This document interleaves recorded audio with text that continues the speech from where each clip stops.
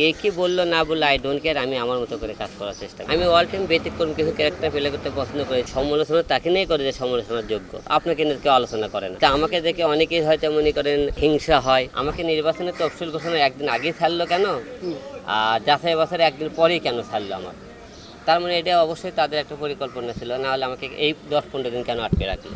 এখন নির্বাচন নিয়ে মধ্যে কাজের মধ্যে মন দিতে চাই। নির্বাচনের টাইমে নির্বাচনের পরিবেশ দেখা যাবে, এখন পরিবেশের পরিস্থিতি ভালো হয় তাহলে নির্বাচন করবো, নাহলে নির্বাচনে এখন আর আমার আসার এই মুহূর্তে কোনো চিন্তা ভাবনা নেই। কাজের মধ্যে থাকতে চাই এখন। আসলে সবাই অল টাইম ব্যতিক্রম কিছু ক্যারেক্টার দেখতে চায়, ব্যতিক্রম কিছু মনে করে নাটক গান সিনেমা যেটা বলেন। আমি অল টাইম ব্যতিক্রম কিছু ক্যারেক্টার প্লে করতে পছন্দ করি, যাতে মানুষের একটু বাড়তি বিনোদন, বাড়তি একটা কিছু মানুষের ভালো লাগে।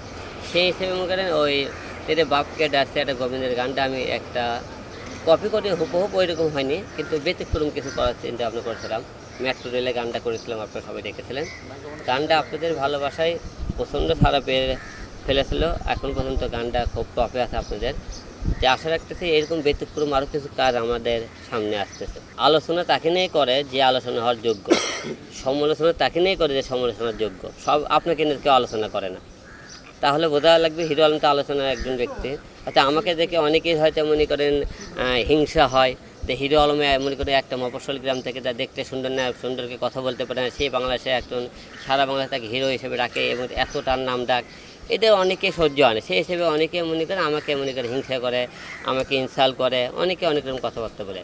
মানুষের ওই কথাগুলো শুনলে তো আজকে আপনাদের সামনে ডাইরেক্ট আমি দুইটি কথা বলতে পারতাম না।